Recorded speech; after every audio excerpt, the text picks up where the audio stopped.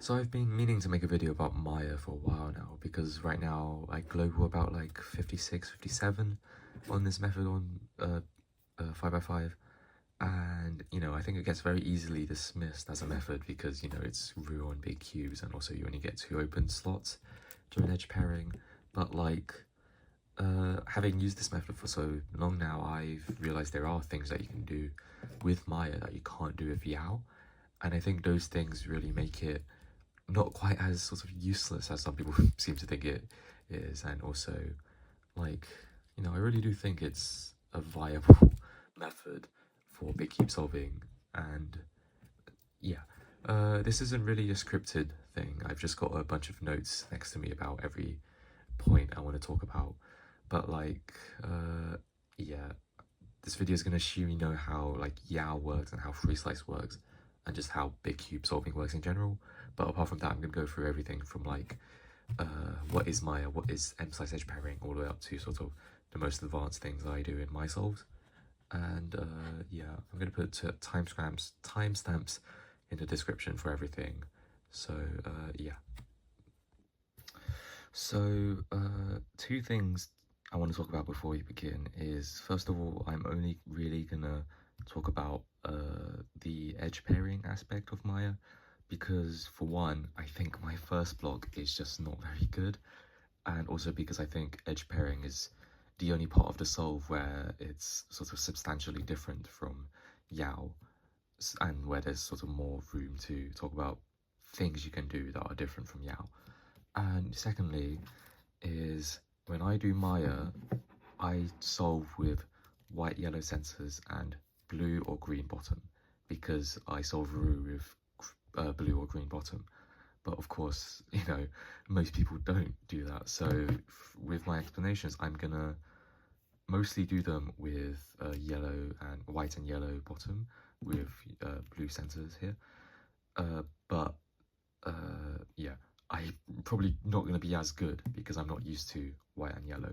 So just keep that in mind. And also when I do example solves, I'm probably going to do a few solves with blue and green bottom, because I'm actually going to be able to solve decently with blue and green bottom. Actually, just one more thing before I start is that I'm only really going to be looking at 5x5 in this video, because I think I use Meyer on 5x5, 6x6 and 7x7. And I think 5x5 is sort of the event where there's the most tricks and the things you can do with M-slice Meyer. And so like, yeah. And also the gap between Yao and Meyer, I think on 5x5 is a lot smaller than it is on 6x6 and 7x7. And as for 4x4, I just use Yao, E-slice Yao, because it's, 4x4 isn't really even a big cube, so it's, the advantages of Meyer as a big cube solving method don't really apply to 4x4, because 4x4 is not a big cube, if that makes sense. So yeah, you can do Meyer, but like, first of all, M-slice on 4x4 just isn't good. So if you're going to do Meyer, just do E-slice, and yeah. But also do consider just doing Yao, because I think it's better. So to begin with, what is Meyer? Well, Meyer is a big cube method that is very, very similar to Yao, but it's just for Ru solvers, essentially. So with Yao, after your first 2 centers, you're going to move on to doing your cross edges. So yeah, you have your 3 cross edges here, and then you start doing the rest of the centers, blah, blah, blah, until eventually you get 3 cross edges, center solved, and then you do solve your last cross edge, like that. And so now you have your cross solved, and you can move on to edge pairing. Now for Meyer, after you do your first 2 centers, you're going to do your first block instead of your cross. So something like here. So you have your first block, which is essentially just your cross edge with corners solved as well. And then after you start doing your centers, blah, blah, blah, center solved, now you can put any edge in here. So pick out something, here, yeah. So now you have first block plus a random edge here, and you can start to do the rest of your edge pairing here. Now, what's the difference between E-slice and M-slice edge pairing? Well, on E-slice, your free slice is on E. So you're going to be doing U-wide and D-wide moves in order to solve edges. So for example here, I'm going to flip this edge here and do a U-wide to solve this. Whereas on M-slice, your free slice is on M. So you're going to be doing R-wide moves in order to solve your edges. So I'm going to insert this here and then do that to solve this edge. So those are the differences between E-slice Yao and M-slice Meyer, but how do those differences actually affect how you solve? Well, why is the focus doing that? The biggest difference is due to the corners here. And because of these corners being here, that means we can't insert edges into these bottom slots like here. So for example, in Yao, if we want to solve this green-yellow edge like this, well, you're going to insert this into the back like that, and then you can solve it like that, and then you can take it out like that, because there's no corner here, and you can insert an edge into there. But for Meyer, if I try to insert an edge into here, that's going to take the corner out as well, so that's not good. You don't want that to happen. So for example, if I solve an edge and it goes down there, you know, I can't take it out. I'm going to have to do a 4R wide in order to bring it up to one of the open slots here, and then I can take the edge out. And that is undeniably a bad thing. It does undeniably affect like how you solve with Meyer, and it's also the main reason why people say that Meyer is not good. But like, I don't know, I think it's not too big a deal so long as you know what you're doing, essentially. And the second major difference is that for Yao, these 4 edges have to be your 4 cross edges. So white, red, white, blue, white, orange, white, green. Whereas for Meyer, you have 3 of your first block edges plus any random edge. You can solve any random edge into here. And so that has the obvious advantage of you don't have to look for your last cross edge specifically. Like after edge pairing, instead of searching for like white, blue or white, green, whatever, you can just do whatever's right in front of you or whatever's the most efficient, solve that, and move on into the rest of edge pairing. And yeah, that's the obvious advantage. However, it does get sort of slightly offset by the fact that like with Yao, you can solve any 3 of your cross edges as your first 3 cross edges. So you can do blue, orange, green, or you can do orange, green, red, or green, red, blue, blah, blah, blah. Whereas for Meyer, you're only really going to be solving blue, white block or blue, yellow block. So you don't get the advantage of that. So I think those just sort of cancel each other out. But you do get another advantage by having any random edge here. And that is something that we're going to explain later because I think it's a bit sort of complicated. And of course, the third major difference is that you are solving first block instead of first 3 cross edges. So that is, you know, more moves and more pieces to solve. And it's a bit clunky because corners are a bit weird and I'm not very good at them myself. But yeah, I mean, first block is a larger part of the solve than cross in 3x3, but like, I don't think it really quite cancels each other out. Yeah, this is just bad. This is worse. So there's all of the differences between Yao and Meyer explained. So now let's get into like how to actually solve with Meyer. And to begin with, let's look at the insertions because you only have 2 open slots. So you're going to need to learn all of the different ways to insert edges into those slots to sort of just maximize your use out of them. And they're fairly intuitive. It's just, you know, if you have an edge here, you can insert it into the front with U prime R U, or you can insert it into the back with U R U prime.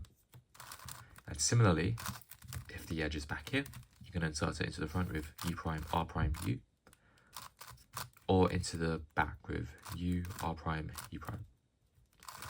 And if the edge is down here, U prime, R2, U, and into the back with U, R2, U prime. And then the last two are, if it's up here, you can do F, R prime, F prime, yeah, F, R prime, F prime. And if it's down here, F, R, F prime. And all of those, it's important to be aware of all of the different ways to insert those edges, because they all insert it, or well, the different insertions insert the edges with a different sort of orientation, which is something that we'll get to later, but it's important to be aware of. So the next important thing to learn is the flip alg, which in M-slice is just U prime, R prime, U, R prime, F, R, F prime. And yeah, so you can also think that as like U prime, R prime, U, then sledge. Now, you will notice that it does start with a regrip, which, you know, that does suck. However, it's sort of a half regrip because you're doing it during the U prime. So it's not that bad, but also once you get good, you won't be doing too many flips really, because there's other options that you can do that are better. So yeah, so if you have a slice here, then you're going to do a R wide prime, then your flip alg, then slice back, and you're solved. So now let's talk about solving an edge into UL. So after you solve your centers, you're going to solve an edge and then do an alg in order to put it here. So for example here, we have this yellow-blue edge. That's very easy. Just doing wide R prime, and that's solved.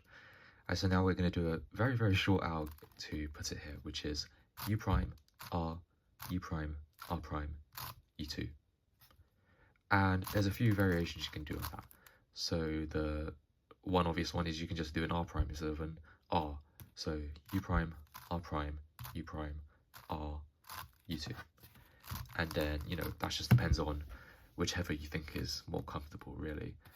And then the other variation is doing it from the back. So for example, if you have it like this, then you do a wide R prime and it solves into the back. You can do U, R prime, U2 to put it there, or U, R prime, U, R, U2. Now there is another option, which is from the front doing F, U prime, F prime, U prime, F, U. And that is shorter by, I think it's shorter by 1/2 turn and 2/4 turns. But like, FU gen versus RU gen is just, you know, I think this is way faster. Yeah, and also with this, you also have the option of doing it from the back, which you can't, unless you do like a rotation, you can't really do it from the back. You can only do it from the front. And yeah, I think the RU alg is a lot better, but if this is more comfortable for you, go ahead.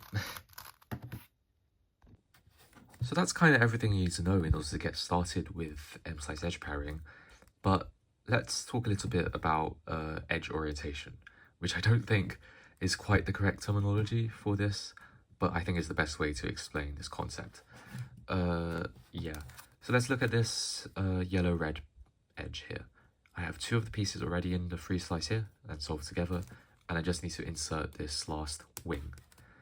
And yeah, you'll see I need to insert this wing onto this left bit. And in order to do that, I'm going to have to insert it into the back, like that. Because you'll see that if I insert it into the front, it puts it on the right instead and not in line with the rest of the solved pieces. Because inserted it into the front versus in the back changes the orientation of these pieces. And the same goes for if the edge is here in the back. If I insert this into the front, it's on the wrong side, it's on the right side. That's really confusing. It's on the right hand side. But whereas I have to insert it into the back here in order for it to be correct, because inserting in the front versus in the back changes how the pieces are orientated. And that's just something you have to just think about, think and learn how. Yeah, it is very intuitive, I think, but like it is just something you should think about. Yeah, because if you get a case like this where the pieces are here, I want to insert this wing into the left side, so I'm gonna have to insert it into the back, but the piece is already here in the back, so I can't do that because it's gonna move these out of the way.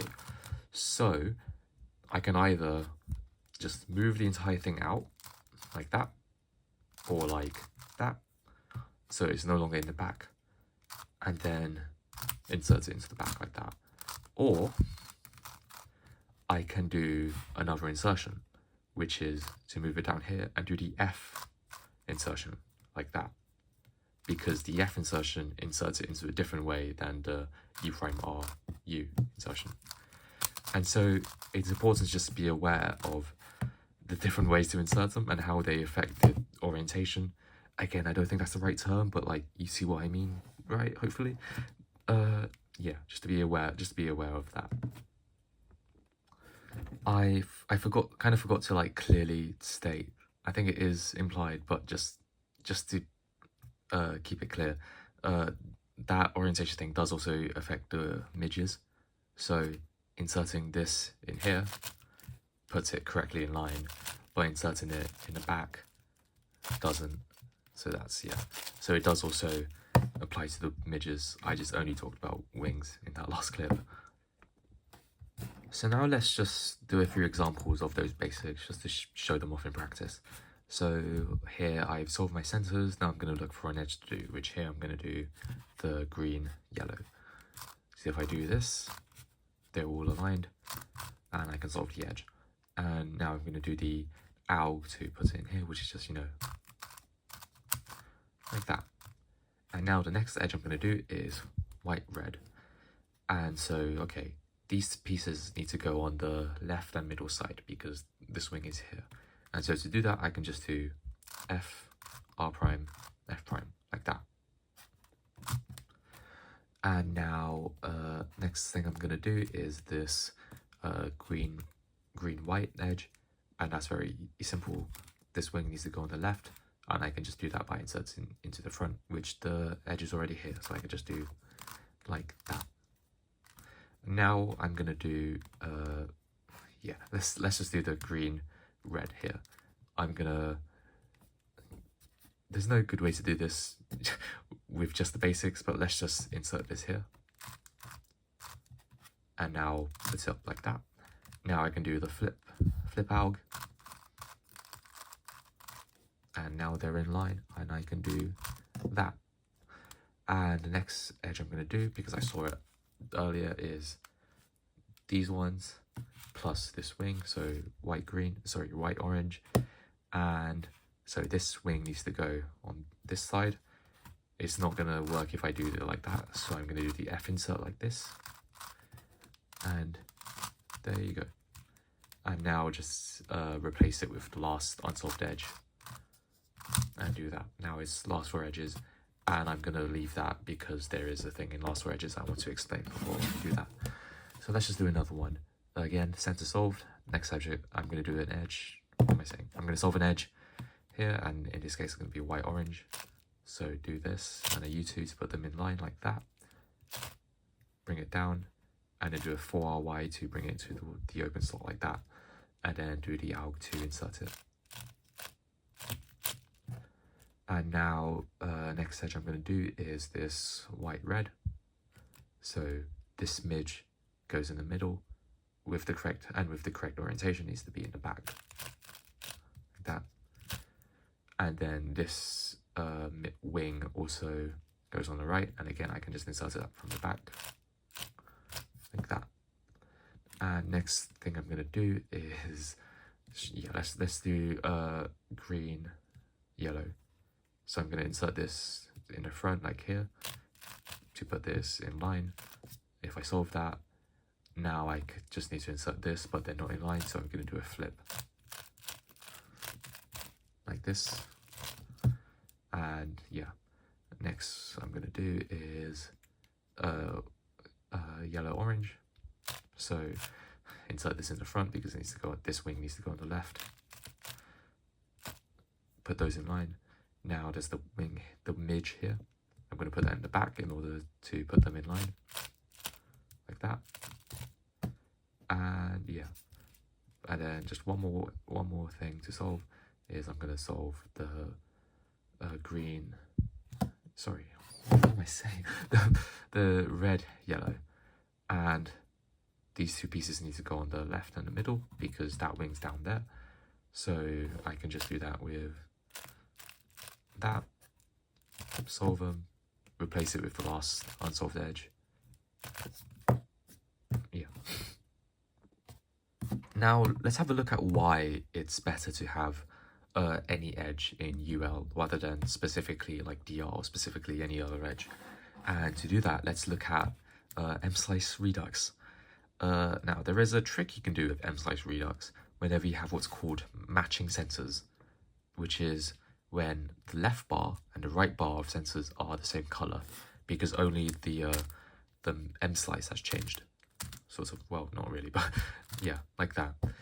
And when you have matching sensors, there's something interesting you can do, because let's see what happens if I do a U2 when I have matching sensors. If you notice, if you look at the sensors, you see that it's not changed. Before it's green, blue, green. If I do a U2, it's green, blue, green. So in Redux, whenever you have matching sensors, you can do a U2 and that will affect these two edges because these two edges will flip.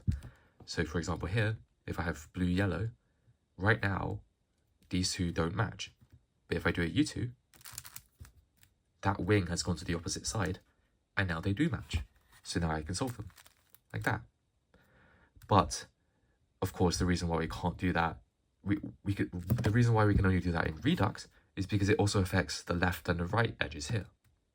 So for example, if I were doing M-slice Yao, and I have this, here's matching sensors. If I do a U2, now these edges are in line. However, I've broken the cross. So I can't do that because I need to keep the cross intact. Whereas obviously in Redux, you don't have a cross. So you can do that whenever you have matching sensors, you can always do a U2 in order to flip an edge. Now, you might see where I'm going with this, but you can do the same thing to some extent with Meyer, because let's say here, yellow, red, I want to put this edge on the left so I can do a slice flip slice. I can do and now I can, okay, yeah, I can just do a U2 here, because all this needs to be is a solved edge. And in last four edges, I always have a solved edge on this side. So I can always do a U2 and it will stay like fine, because this doesn't have to be a cross edge. This doesn't have to be a specific edge. So in last four edges, I can always do a U2 to do that because the sensors are matching like that. So here I've gotten, yeah, slice, flip, slice. And yeah, another thing you can do, let's say I want to solve this green, orange. They're not in line, but if I do a U2, they are in line. So I can just take this edge out, solve it like that, and yeah, do that.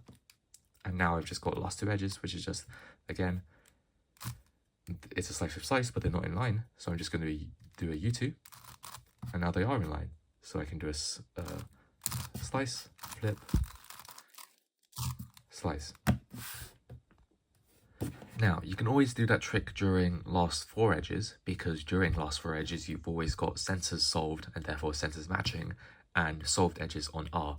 But you can also sometimes do it before last four edges if you get lucky, essentially. So for example here, if I want to do blue, yellow, I've got matching sensors here. If I want to do the U2 trick, I can put a solved edge into UR. So now I can do a U2, so I can keep a solved edge in here, and now they're in line. And now to actually be able to see that you can do that and to put a solved edge in UR takes quite a bit of like look ahead, I think, and I don't actually do this in solved. However, quite a few times you will just luck out and get this during solves. And so if you see it, and you will see it because there is another trick later on that I'm going to show you that will cause you to see this, but yeah, you can do that before last four edges. Now let's have a look at a very, very important part of emphasized edge pairing, which is M prime, U2, M, U2. And I cannot overstate how important that alg is for emphasized edge pairing. Like, most of the edges I solve use some variant of M prime, U2, M, U2 in the process of solving them. Like, it's so important to understand how it works, how it cycles the edges, how it affects orientation of the midges, and yeah, to be able to use it. And there are so many it's not even an alg really, because there's so many variants of how to use it. So I'm just going to go through all of those variants and explain what they do. So to begin with, let's just look at the very, very basic version, which is just this cycle here. Now, M prime, U2, M, U2 cycles these three midges. And hopefully you should already be familiar with that, because in Roux, in 3x3, we actually do that during last 6 edges. So I have LR edge here and here. I'm going to do M prime U2 M to bring it down there.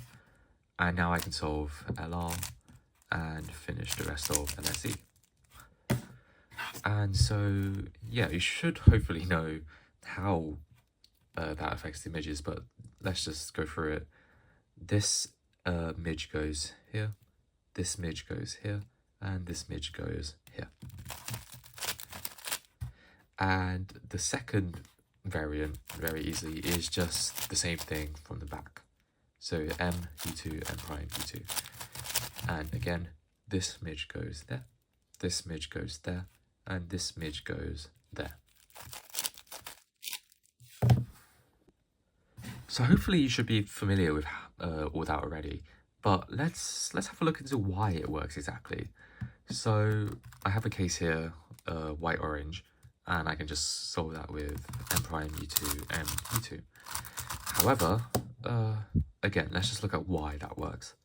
To begin with, I can't just do a M move because this midge is not orientated with those wings, so I can't do that to solve it.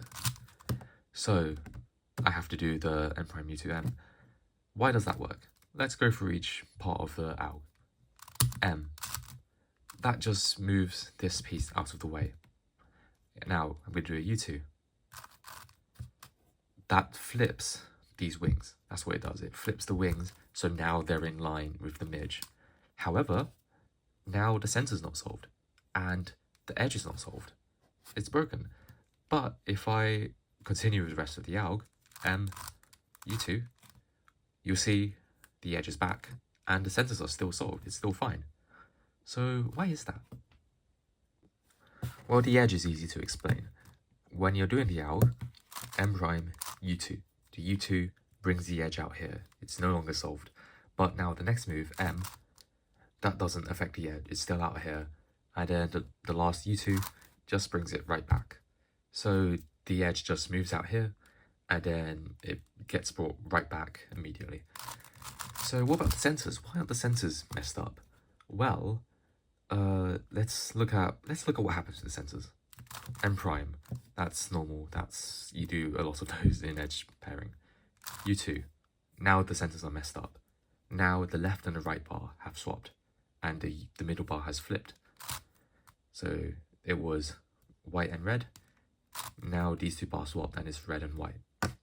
Now the next move, that keeps the left and right bars the same. So they're still flipped. It's still red and white. And then the last move, U2, just flips them right back around. So what happens is white and red, they swap, and they swap right back. So nothing happens to them. But then what about the middle bar? The middle bar flips. Well, look at it. white, white, white. If I do a U2, white, white, white, it's the same when it's flipped. And I know that you probably know that, but it's just making it clear. Doing a U2 doesn't affect the middle bar. Doing M is the exact same thing as doing U2 M in terms of just the middle bar centers. And the only thing that changes is the midges get affected, which is why you can do M prime U2 M to affect the midge there. So in other words, what M prime U2 M U2 is doing is first moving the midge out of the way, but the important part is you're flipping this edge, these wings, you're flipping them, and whilst they're flipped, you're matching these up with them. Because, you know, these, in this case here, these don't match. So you're going to have to flip one of them in order to match them up. So you can either just do a flip here, and yeah, or if you do M prime U2 M U2, you're inserting it, matching it whilst it's flipped, if that makes sense. And so, yeah. So now that we know why that works, we can think about how to apply that in different contexts. And the first thing to think about is that that M prime isn't actually a necessary part of the concept. Like, all that M prime does is move this midge out of the way. The important part is U2, M, U2. The important part is flipping it and then inserting it while it's flipped. So, you know that if you get a case like this, you can go straight into the U2, M, U2 to solve it. So now the next progression from that idea is in a case like this. So obviously you can do the version from the back with M, U2, M, U2, M prime U2, yeah. However, what's better if you realize you can do the same thing, where you have U2 to flip it, and then do an M2 to solve it, like that. It's the same thing, you're doing an U2 to flip it, and then solving the midge into it while it's flipped, but this time you're not just doing an M or an M prime, you're doing an M2. And it's the exact same concept, but again, M2 instead of M. Now, the next thing to realize is that you can flip the midge instead of the wings. So this is the exact same case as before, except the midge and the wings are swapped. So before it was like that, now it's like this. And so what you can do is you do a U2, and that flips the midge instead of the wings.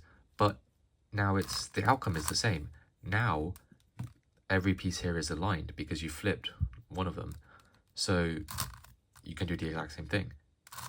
U2, M2, U2, and that solves it. And so the last thing to realize is that you can still do it even if you don't have both wings solved. So let's talk about these here. I can still do the same trick to do U2, M, U2 to solve this here. And now I can just insert the last wing in here to solve that. So, yeah, and there's a few other sorts of examples. For example, like, like that. Again, wings aren't quite solved, but I can do the same trick. U2, M2, U2. Now, they're all in line. So I know that's a lot to take in all at once, but let's generalize it into like a rule. If you have a midge and a wing that are in free slice and they're not matched up, so they're not like oriented like that, firstly, move them into different halves of the cube. Put the midge in U and the wing in D, or put the wing in U and the midge in D. Basically, make it so that when you do a U2, you're only affecting one of them. If they're both in U like this, you do a U2, that's not going to help you. Yeah. So do that first, and then do a U2 to flip one of the pieces. And now they're both in line.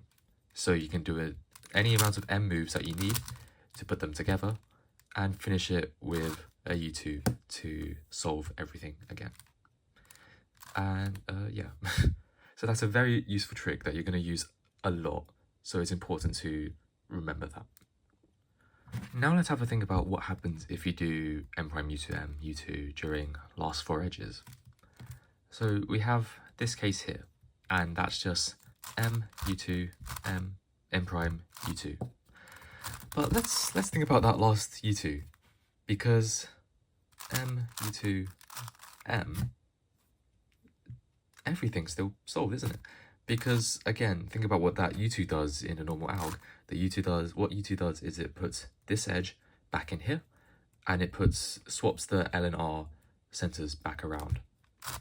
But during last 4 edges, your center's solved, so it's matching, so L and R are still matching, and it doesn't matter what edge is in here, so long as it's a solved edge. So during last 4 edges, you can always do m prime u2 m to solve an edge without having to do the last u2. If you remember earlier, I said there is a trick to see when you can do the u2 swap during well, before last 4 edges, and that is just the u2 m2 u2 thing that I've already explained. And the reason why it helps is because it already starts with a u2.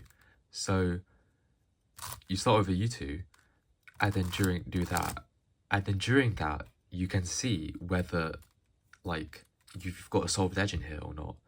So whilst you do that, you can see that you don't have to finish off with the last u2, and you can see that you have non-matching centers, because that's very easy to spot. Yeah. And now the final thing I want to talk about is cancelling moves, because with M slice, basically every sequence starts and ends with a U move, and therefore every sequence can sort of cancel into each other. So for example, if I have something like this, I'm going to take this edge out, and the next thing I'm going to do is do this. Now, both of those things, now this ends with a U move, and this starts with a U move. So I can cancel those. So in total that's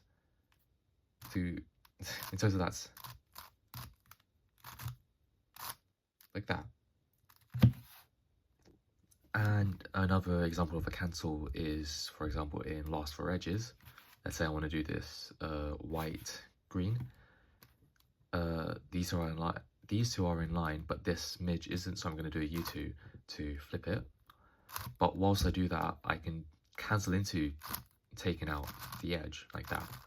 So in total, 1, 2, 3 to flip this while also taking out this edge, and then just, you know, finishing the cycle like that.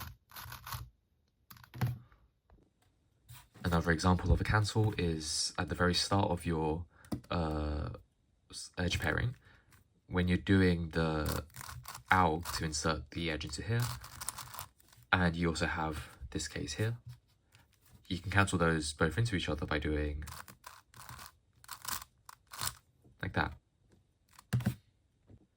And now the final cancel I want to talk about is in a case like this. What I'm going to do is I'm going to insert this wing to replace this solved edge here, and I'm going to specifically solve that wing to the opposite end of the wing that's already in there. So now what I can do is do the U2, M2, U2. Like that.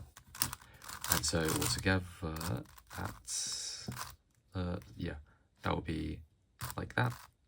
And then cancel into this. So now all of those different cancellations together, you might end up with something like this, which I genuinely did do, like in a solve the other day. I'm gonna, yeah, put this edge into here, and I'm also gonna cancel putting this edge, this wing, to sort of this end, which I think like that. And now I'm going to cancel into doing U2, M2, M prime, U2. And there. that was like 3 different cancellations. And the point is, I don't know, just if you just get good with look ahead so you can know when to cancel, because they are everywhere.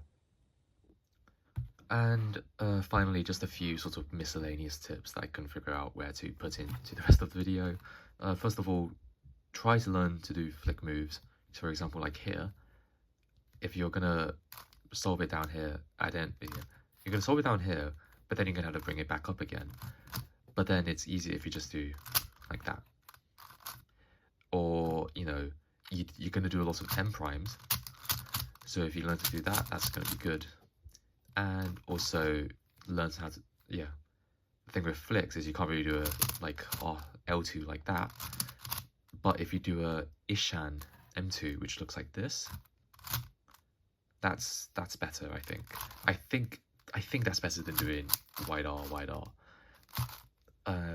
Yeah, and that's just doing essentially L and then L wide prime and also the flick at the same time. So, or I execute it as like wide R and then bring this down and flick it at the same time. Yeah. There's also an alternative flip alg that I use in solves, and that is, it starts the same, but then you do an M prime like that. And that's the flip. So again. And now, the thing with that is I think it's faster than the normal one, or at least I execute it faster. Like that really, that flows a lot better than the F moves. I'm like quite bad at F moves, to be honest. But the trouble is, you're flipping the UF slot and it ends in UB. So you have to be mindful of that. But there are cases where that is like good. So if I try to, yeah, so stuff like this, where if I do it with a normal flip alg, that's gonna end up down there. But if I do it with the M prime flip alg, it's going to end up in the open slot, so I don't have to do an extra R wide. Another time when I use that alternative flip alg is if it's just the last thing of last thing of edge pairing. So last of edges is just a slice of slice. I'm gonna do the alternative flip alg like that, because it doesn't really matter that, oh no, the edge is now there, because it's already solved. I can just move on straight to 3x3. And one more thing, there's another alternative flip alg, which is to flip this edge here, and it's U, R, U2, R prime, U. And now the trouble with that is it actually inserts this edge into the free slice. If you see, pay attention to this. Yeah, that's there now. So you have to make sure that like this edge is not solved. If there's a solved edge in here and you do the alg, you put a solved edge into your free slice, and you don't want that. And it also takes this edge out and puts it back there, which is less of a deal, but it's also still something you should be aware of. And also it moves the edge from here to here. So again, it can be useful in some circumstances, especially because there isn't really an alg to flip UB. All of the flip algs are flipping UF. So whenever I have to flip UB, I just bring it down like that and flip it. So yeah, it would be nice to have like a flip alg to flip UB, but this is not good. I guess one option you could have is like, yeah, I did used to do like B prime, and that flips it. I don't think that's good. Just bring it down with a R wide. So yeah, I think that's everything I want to say about this method. So I'm just going to end off with a few example solves. I was going to do more, but it's like it's 11 p.m. right now, So I'm tired, so I'm probably going to do example solves as like another video. I'm still going to do like 2, but just not too many. Yeah. So finish off centers. And there's this right there, so I'm just going to do that. And insert it back there. And whilst I was doing that, I see, obviously, why does it keep, stop focusing on more jump here. So I'm going to do a cancel, actually. I'm going to do here. So I can insert this up here. And then cancel that into the U2 and to U2. And then do that. Now there's white, red here. So I'm going to insert this first, like that. And then I can insert that there. The next thing I see is yellow, blue, and the block was here. So bring it down so I can insert this into the front like that. And I'm going to do, okay, there's yellow, green here. So I'm actually going to cancel that. So take this out by putting a random edge in. And then cancel that into the U2 and U2. And yeah, that's the last edge, so I'm just going to put the last unsolved edge in like that. And here I don't really have anything. I'm just going to do an M2 U2 M to see what I get. Now there's this here, so I'm going to do that. I'm going to do a U2 and cancel into taking this edge out like that. And now I can replace it with that. And now there's this, okay, no, yeah, now there's a slice of slice here. And there's another slice of slice here, because I look ahead, you know, keep track of where that edge is, just know that it's there. I'm really bad at this, aren't I? And another example solve, finish off centers. And the first thing I see is white, green, so I'm gonna match these, and now I can insert this here like that. And now insert it into the back there. And now I'm gonna, there's this. I'm going to insert this in the back here, and that also does the job of taking this edge out, because I'm gonna have to do that anyway, because that's not matching. So take that edge out and then insert it back into the front like that. Yeah. And now easy, yellow, orange right there, do that. And now again, blue, yellow, that's quite easy. They're all, yeah. I can insert these both into the front and they'll be matched up. That's why it's easy. And there's another easy one here. I'm not, yeah. Like that. And put the last unsolved edge in and just, there you go. And what do I do? I'm gonna do these ones here, and I'm gonna do that by doing this. And then if I do a U2, that'll bring them all in line. So I do U2 and cancel that into taking this edge out.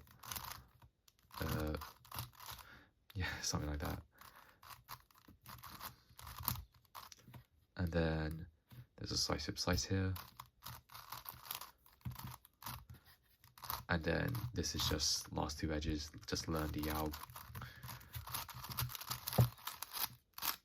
Yeah, make sure you learn all the last two edges algs, because they save you, like, not a lot of time, but it's easy.